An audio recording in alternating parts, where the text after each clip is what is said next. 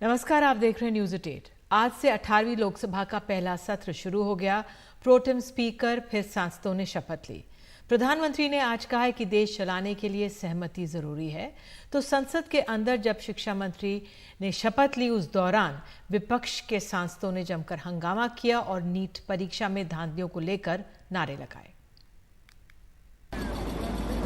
नवनिर्वाचित सांसदों के शपथ ग्रहण के साथ ही 18वीं लोकसभा का पहला सत्र शुरू हुआ। सबसे पहले प्रधानमंत्री नरेंद्र मोदी ने शपथ ली। मैं नरेंद्र दामोदर दास मोदी,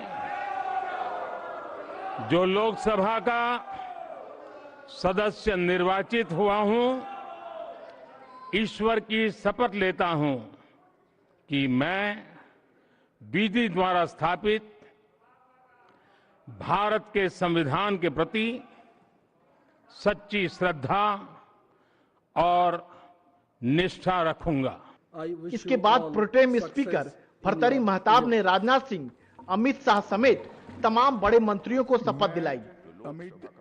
मैं नितिन जयराम गडकरी ईश्वर की शपथ लेता हूं कि मैं विधि द्वारा स्थापित भारत के संविधान के प्रति सच्ची श्रद्धा और निष्ठा रखूंगा। सत्र के पहले ही दिन सरकार और विपक्ष के बीच टकराव भी शुरू हो गया, जब विपक्ष ने प्रोटेम स्पीकर के पद पर 8 बार के कांग्रेस सांसद के सुरेश की दावेदारी की अनदेखी का आरोप लगाया। इंडिया गठबंधन ने विपक्ष के नेताओं के उन नामों को वापस लेने का फैसला लिया जिन्हें प्रोटेम स्पीकर महताब के सहयोग के लिए आगे किया गया था। टी बालू सहित 3 नेता शपथ के लिए नहीं पहुंच सके। उधर शिक्षा मंत्री धर्मेंद्र प्रधान जब शपथ ले रहे थे तो विपक्ष ने उनको भी कूट किया।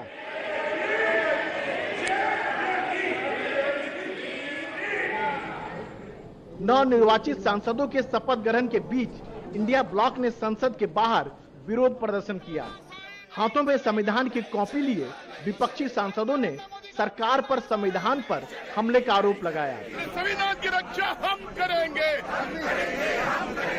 जो आक्रमण प्रधानमंत्री जी, अमित शाह जी कॉन्स्टिट्यूशन पर, संविधान पे कर रहे हैं, वो हमारे लिए एक्सेप्टेबल नहीं है, वो हम होने नहीं देंगे।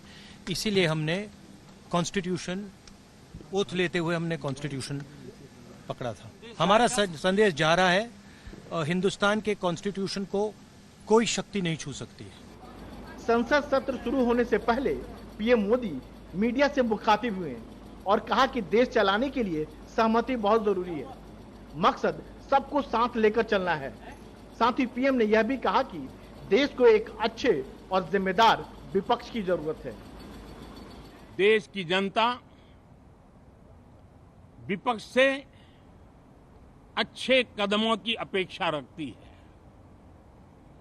अब तक जो निराशा मिली है, शायद इस 18वीं लोकसभा में विपक्ष देश के सामान्य नागरिकों की विपक्ष के नाते उनकी भूमिका की अपेक्षा करता है।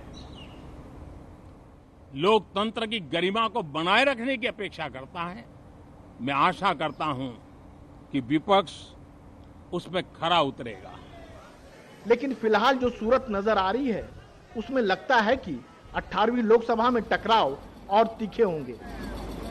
संसद में भारतीय लोकतंत्र की आत्मा बसती है। यहाँ टकराव और जुड़ाव दोनों को उदाहरण मिलते हैं, लेकिन पक्ष और विपक्ष दोनों के लिए जरूरी है कि वो गैर जरूरी टकराव से बचे और मुद्दों पर लोकतांत्रिक सहमति बनाए। संसद भवन से राजीव रंजन, एनडीटीवी इंडिया।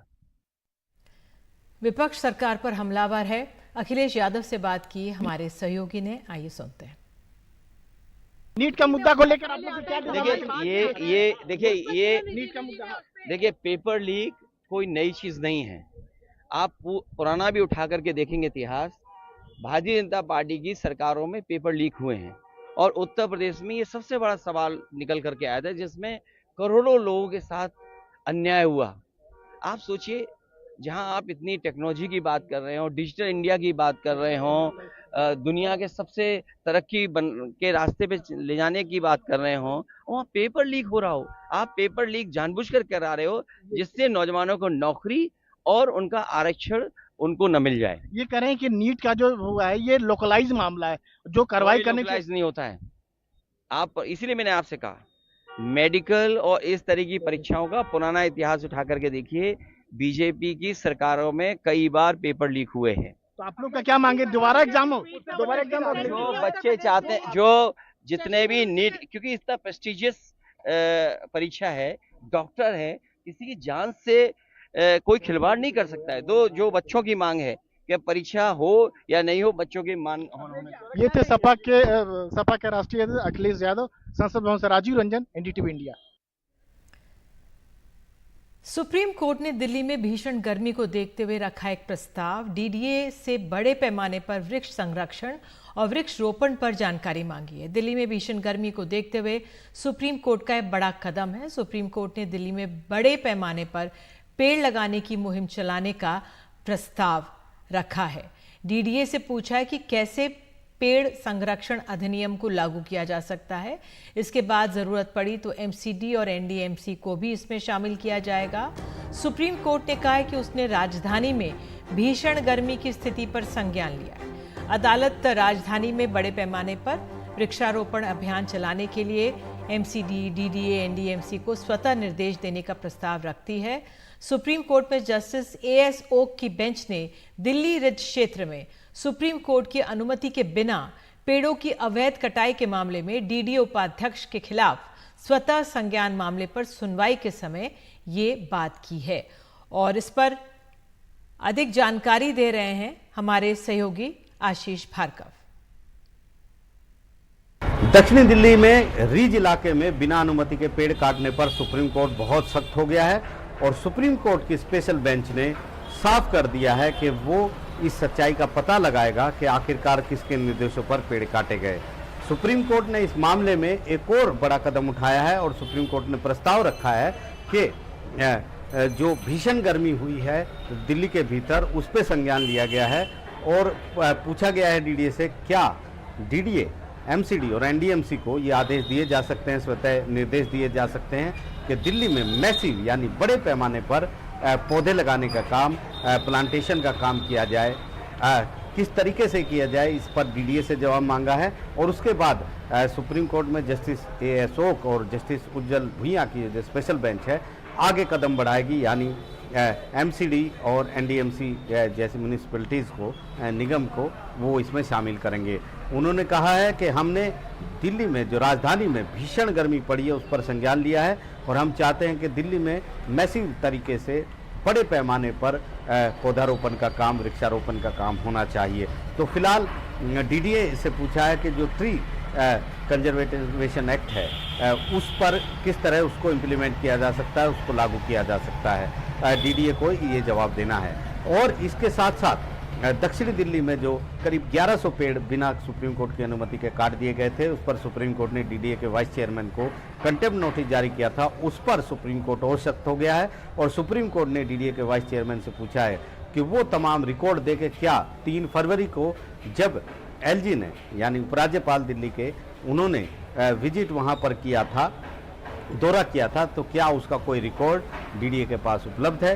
क्या डीडीए को जो निर्देश हैं वो एलजी से मिले थे कि ये पेड़ काट दिए जाएं? ये तमाम चीज़ें सुप्रीम कोर्ट ने पूछी हैं और सुप्रीम कोर्ट ने ये भी कहा है कि हम ये पता लगा कर रहेंगे कि आखिरकार किसके निर्देशों पर ये 1100 बहुमूल्य पेड़ काटे गए जिससे पर्यावरण को इतनी हानि हुई, इतना नुकसान हुआ। नीट परीक्षा पेपर केस जो लीक केस हुआ है, सीबीआई ने औपचारिक रूप से अपने हाथों में ले लिया। 2 सदस्यों की सीबीआई टीम पटना पहुंची। कल ही सीबीआई ने एफआईआर दर्ज की थी। इस बीच नीट पेपर लीक मामले में महाराष्ट्र के लातूर से गिरफ्तार आरोपी को 2 जुलाई तक पुलिस हिरासत में भेज दिया गया है। फरार शिक्षक को भी हिरासत में ले लिया गया है।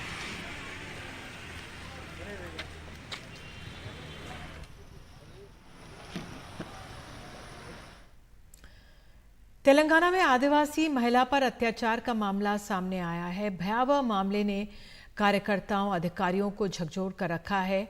इस महिला को पीटा गया, निजी अंगों को जलाया गया और आज बताया गया है महिला को हैदराबाद अस्पताल में शिफ्ट किया गया है। ज़्यादा जानकारी के लिए आइए सीधे चलते हैं अपनी सहयोगी उमा सुधीर के पास। उमा, कैसी है ये महिला और जो गुप्तांग है वहां पर लाल मिर्च तक डाली गई थी, बहुत टॉर्चर उसे किया गया, कैसी है वो अब? इस महिला को अब हैदराबाद के निम्स अस्पताल में शिफ्ट कर दिया गया है, जहां पे उसकी अब ट्रीटमेंट दी जा रही है। समझा यही जा रहा है कि पिछले एक हफ्ते या 10 दिन तक लगातार उसका टॉर्चर हो रहा था और एक वीडियो हमारे पास है, लेकिन वो उस दिन की घटना नहीं है जब उसको जलाया गया था। लेकिन फिर भी अगर आप इस वीडियो को अगर हम एयर करेंगे तो लोगों को इतना शॉक होगा कि किसी महिला के साथ ऐसा बर्ताव हो सकता है। 3 चीजें हैं इसमें ये है कि ये एक चंचू ट्राइबल महिला है और उनको और उनके हस्बैंड को बताया जा रहा है कि वो बंधुआ मजदूर थे। एक बंडी वेंकटेश नाम के एक आदमी के घर के ब्रिक किल यानी कि ईंट की जो भट्टी होती है उस पर वो बॉन्डेड लेबर्स थे और ये कहा जा रहा है कि इन्होंने 20,000 रुपए शायद एडवांस में लिए थे और वो वहां से चली गई थी क्योंकि उनका टॉर्चर हो रहा था। तो उसको पकड़ के लेके आके उसको मारा गया, पीटा गया और फिर उसके जो प्राइवेट अंग है उसमें जलाया गया और फिर मिर्ची भी डाली गई उसके पूरे शरीर पर। और ये भी उनको धमकाया गया कि आपको इस बात को किसी को बाहर नहीं बताना है। और यही वजह है कि काफी दिन हो गए, यानी कि 1 हफ्ता तक हो गया जब तक कि पुलिस को इस बारे में पता चला और अब 4 लोगों को गिरफ्तार किया गया है। लेकिन अब इसका एक और एंगल भी निकलकर सामने आ रहा है। बताया जा रहा है कि जो ईंट की जो भट्टी थी वो उन्हीं के, यानी कि जो ट्राइबल महिला और उनके पति हैं उनकी ही जमीन थी और जिसको हड़पने की भी एक कोशिश की जा रही थी और इनको थ्रेटन किया जा रहा था कि क्योंकि आप हमें पैसा देना बाकी है तो आपको ये जमीन हमें देनी पड़ेगी और इसलिए भी इसको टॉर्चर किया गया, ऐसा कहा जा रहा है। और अब पुलिस ने एक और केस भी रजिस्टर किया है क्योंकि कहा जा रहा है कि इनके जो ससुर थे उनकी मौत हो गई थी बड़े मिस्टीरियस सर्कमस्टेंसेस में 3 तारीख को और उसके बाद क्या जमीन की वजह से ही ससुर को भी मारा गया, इस बात पर भी अब इंक्वेस्ट होगा। बॉडी को बेरी किया गया था पोस्टमार्टम के बिना, तो उसको भी अब फिर से निकालकर उस पर पोस्टमार्टम जांच भी की जाएगी। बंधुआ मजदूर का जो सर्टिफिकेट है वो इश्यू हुआ है इनको, यानी कि कार्रवाई उस तरफ भी चलेगी। बिल्कुल उमा, आप नज़र बनाए रखें इस खबर पे। फिलहाल धन्यवाद आपका इस जानकारी के लिए।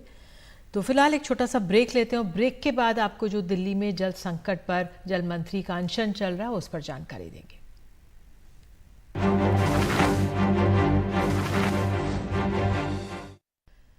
देश की राजधानी दिल्ली में पानी को लेकर सियासी घमासान बढ़ता जा रहा है। दिल्ली के लिए पानी की मांग को लेकर दिल्ली सरकार की जल मंत्री आतिशी 4 दिन से अनशन पर बैठी हैं। आतिशी ने हरियाणा सरकार पर पानी नहीं देने का आरोप लगाया है। आतिशी ने कहा है कि जब तक दिल्ली को पानी नहीं मिलेगा तब तक अनशन चलेगा। दिल्ली के पास अपना पानी नहीं है, दिल्ली का सारा पानी पड़ोसी राज्यों से आता है। लेकिन पिछले 3 हफ्ते से हरियाणा ने दिल्ली वालों को पानी देना कम कर दिया है।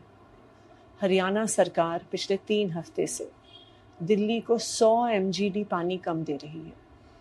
100 mgd पानी का मतलब हुआ 46 करोड़ लीटर पानी।